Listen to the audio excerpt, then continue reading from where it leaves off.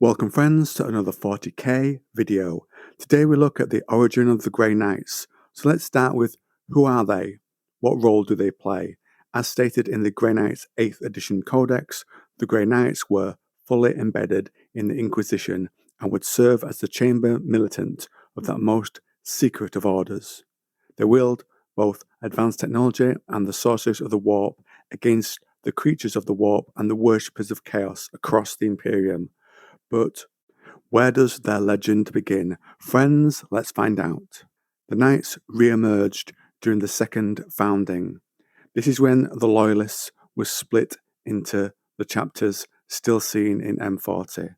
Appropriately, the Grey Knights are said to be the 666th chapter. But when they had begun, the Knights were a reaction by the Emperor to his traitor son Horus and his corruption by chaos. The Emperor had long known about the forces in the warp, and the Knights would be put in place to actively defend humanity. And so Malcador the Sigillite began by looking for people who could resist chaos. The first worthy champions were those who survived fleeing Istvan on the Einstein to reach Terra and warn the Emperor about the traitor Horus. These people are Nathaniel Garrow, a loyalist death guard, Amindera Kendall, a sister of silence, Lemuel Gamon, a remembrancer who was assigned to the Thousand Sons, Kyril Cinderman, who was a public speaker and manipulator who was doing that role during the Great Crusade. Others that would join would include Tylo Rubio, an ultramarine psyker, Mesa Varan, a loyalist world eater. Janus would also play an important role, but when first encountered would be called Revoil Arvia. Arvia was a member of the Thousand Sons, and we will come back to him at the end of the video.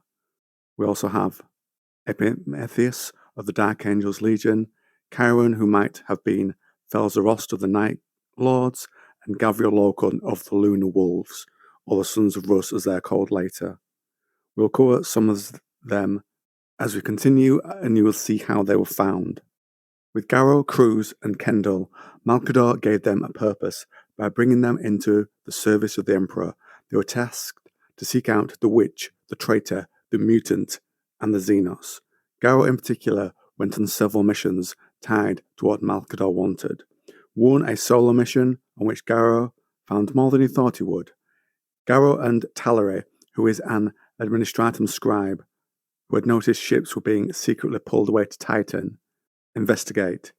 They are brought before Malcador when they look into what is going on Titan. Garrow has seen some of what happens and puts things together. He says here, the Sigillite is creating a new Space Marine Legion. Malcador says, the things that Horus has allied himself to, these otherworldly and demonic things, they will threaten humanity for millennia to come. This is how they fight that. Garrow went to Calth, and there the word bearers had unleashed a surprise attack. He helped the Ultramarines there fight them off, and there he also sought Rubio, but Rubio refused to forsake his duty at first, and only did so when he had to unleash his powers against the Edict of Nicaea. Next, Garrow, along with Rubio and Custodes, examined a fleet of refugees that had entered the Sol system and claimed to be loyalists. They were led by a loyalist world eater, Mesa Varan. White Scars and Emperor's children were also amongst those on the ship, and things escalate, and during the conflict, the Custodes and the crew are wiped out, except for Garrow and Rubio and Varan, who destroy the ship. Later on Istvan, Garrow, Rubio and Varan defend survivors from a creature dubbed the Beast, and Garrow is able to restore the mind of this creature, of this shattered marine's psyche, and they find it's Gavriel Locun, whose mind has been twisted by what he saw and experienced on Istvan. Garrow manages to reach him and recruits him.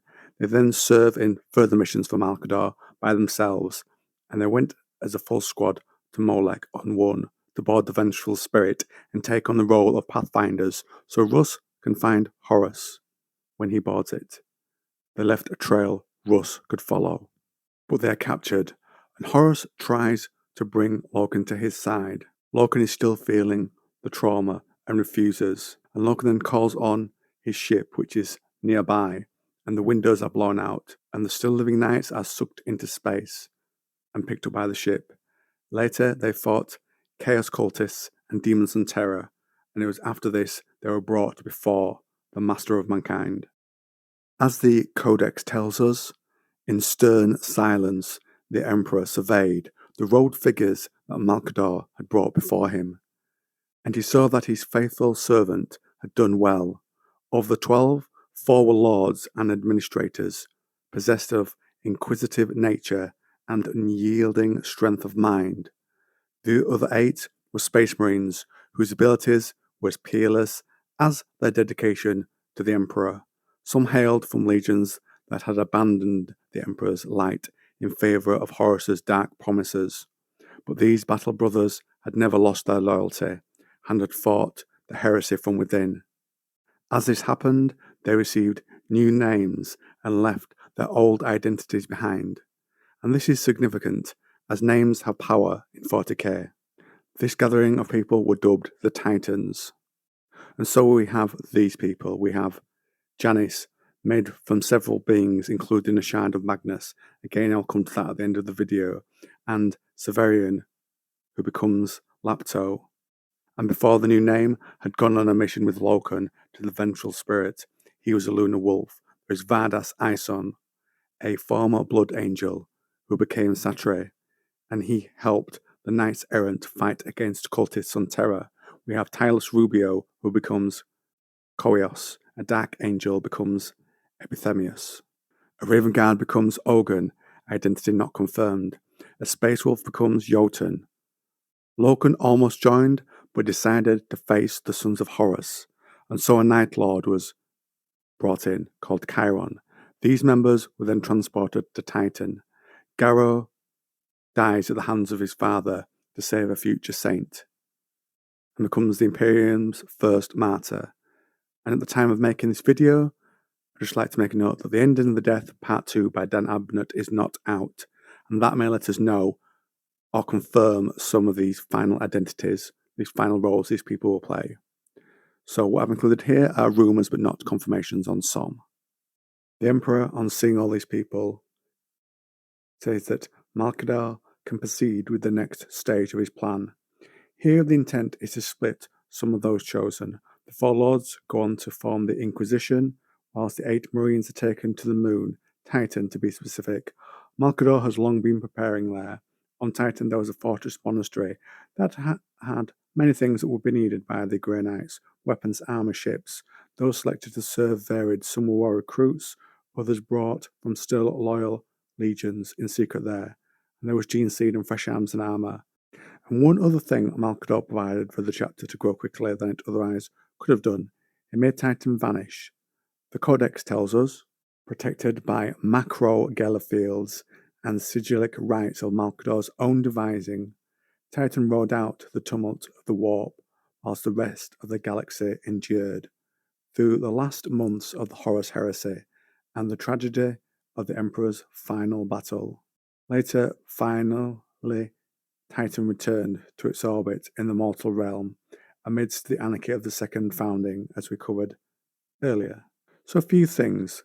The part that says how Titan rode out the tumult of the warp, and another section from the Codex stating time had flowed different in the warp, and Titan had endured a measure of years far greater than the time that had passed in real space.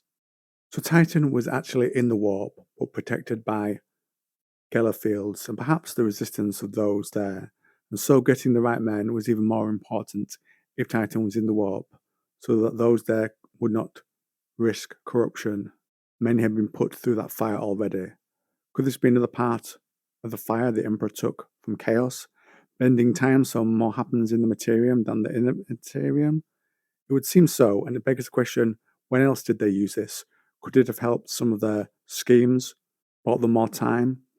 When the spears are created for Valdor and Russ in 2 metaphysical blades by Chris Raitt, there is a section that says, at the forge, which had many symbols around it, the Emperor who made the blades appears and disappears. We are told it seems Malcador has been there for a long time, so perhaps this use of symbols and the effects of the warp was scaled up for Titan. This level or use of technology, or what knowledge we'll call it, has to have come from somewhere. They can't have just magically thought of it overnight. It has to be something that was established and tested and new to them prior, I would believe. They then emerged ready for the fight, bolstered by their gene seed. That, and perhaps this was another lesson from the Emperor after seeing his sons fall to chaos so many times. And he, I think, is aware of the flaws in the rest, so he gave the knights what could not fall to chaos. As the Codex tells it, one without the flaws of those that had gone before, and which carried the gift of the Emperor's own flesh and soul, but who would lead this band. You might remember me referring to Janus as the leader, the first Supreme Grand Master. So let's finish out the video by going over him and that lore. This person was at the start Revuel Avida, a member of the Thousand Sons, so Psyker. He later aided and was accepted as a guest of the White Scars because he remained loyal and helped them out. Of course, he was the Thousand Sons, so the flesh change slowly came upon him. Arriva leads some White Scars back to Terra later, and after they get close to Earth, he becomes taken over by the change, the flesh change. Khalid Hussein, an agent for the Sigillite, comes across this and promises the grateful White Scars Malcador will treat Avida. Malcador later holds a shard of Magnus, left after Magnus tried to deliver a message about the traitor Horus to the Emperor. But in doing so, Magnus damages the Webway project, and so Malcador wants to combine this fragment of his soul with someone to make a creation that would then guard the Webway portal like Magnus should have done. Avida was combined with the shard, a good part of Magnus, and the flesh change on Avida occurred, and he was consumed in psychic energy. And what emerged was a marine cured of the flesh change. But this was no Shadow Magnus Primarch. This combination of the shard and Avida is a new being and wants to be called Janus, and so he is trusted with the position of Supreme Grand Master. And that is how the Grey Knights were created. Like the brothers, the Knights would become over time. They were from many different places, from Malcador to Garo, from Magnus to Janus. It all leads to them being in the same position, the protection of the Imperium, after the fall of the heresy. And that, friends, is where I end today's video. What do you think to the origin? Are there any parts I glossed over, any errors? Comment down below with what's on your mind.